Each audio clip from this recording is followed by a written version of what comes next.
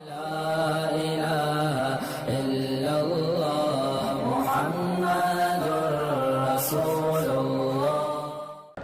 ائمہ اربعہ کی اطاعت سے مراد یہ ہے کہ جو مسائل ہم خود سمجھ نہیں سکتے ان کے تحقیق کی اتباع کریں۔ اگر کوئی شخص حنفی تھا مسلک بدل، کوئی گناہ نہیں ہوگا، لیکن بدلنے کی وجہ بھی تو بتائیں نا، کہ اتنا بڑا عالم ہو گیا ہے کہ اس کو حنفی مسلک میں نقص نظر آنے لگ گئے ہیں۔ محرم رشتے جو محرم ہیں، جیسے بیٹی ہے، بہن ہے، ماں ہے، ساس، یہ محرم ہے۔ نظر غیر محرم سے بچانا، سب سے محرم سے بھی بچانی ہے۔ عورت بھی مفتی کورس کرنا چاہے کر دے، اچھی بات ہے کہ عورتیں مسئلہ پوچھیں تو بتا سکیں۔ حضور کے امتی ہونے سے میری ذمہ داری ہے کہ میں اللہ کے دین کی دعوت دوں۔ جتنا مجھے دین آتا ہے، جتنے مجھے مسائل آتے ہیں، کم از کم وہ تو میں لوگوں کو بتاؤں۔ جو لوگ صحابہ کو برا بھلا کہتے ہیں ان کے ساتھ کبھی تعلق نہ رکھو۔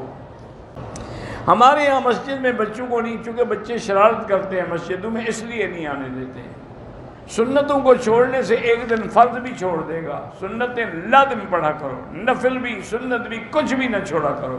ہاں، مسافر کے لیے اجازت ہے۔ اگر نماز میں رکوع کے بعد کمر ٹھیک طرح سیدھی نہیں کرتے، نماز نہیں ہوتی۔ اسلامی بینک سے مراد یہ ہے کہ اس میں اسلامی طریقہ کار کے مطابق بزنس کی جاتی ہے، مضاربت، مشارکت اور مرابحت پر۔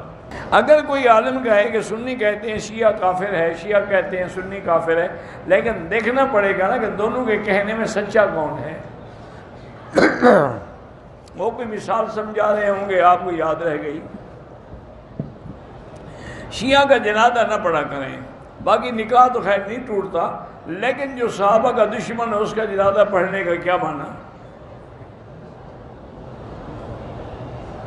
ایک شخص ہے، کہتا ہے کہ میں شیعہ تو ہوں لیکن میں صحابہ کو برا بھلا نہیں کہتا۔ وہ ہمارے پپلی راجن ایک علاقہ ہے، اس میں ایک عالم تھے سید محمد علی شاہ صاحب، بہت بڑے عالم بھی تھے اور بڑے شیعہ کے خلاف مناظر بھی تھے اور بڑے بہادر آدمی تھے ماشاءاللہ۔ اللہ ان کی قبر پہ کروڑوں رحمتیں کرے۔ مجھے بھی کبھی کبھی وہ اپنے جلسے میں بلاتے تھے، تو ایک دفعہ وہ ایک شیعہ سے مناظرہ کر رہے تھے، تو ایک شیعہ نے کہا، ایک آدمی نے کہا کہ نہیں، اس مناظر نے نہیں، کوئی دوسرا آدمی کوئی بھنگ پی کے بیٹھا ہوگا، تو وہ کھڑا ہو گیا۔ اس نے کہا شاہ جی آپ ہمیشہ غصہ کرتے ہو، دیکھو میں خاندانی شیعہ ہوں لیکن میں نے کبھی صحابہ کو برا نہیں کہا۔ اور نے کہا اچھا مجھے بتاؤ کتا گنگا ہوتا ہے؟ اور نے کہا کیا؟ انہوں نے کہا مجھے کتا گنگا دکھا دو تو یہ بات بھی میں مان لوں گا۔ اگر کتا گنگا نہیں ہوتا تو شیعہ ضرور گالی دیتا ہے۔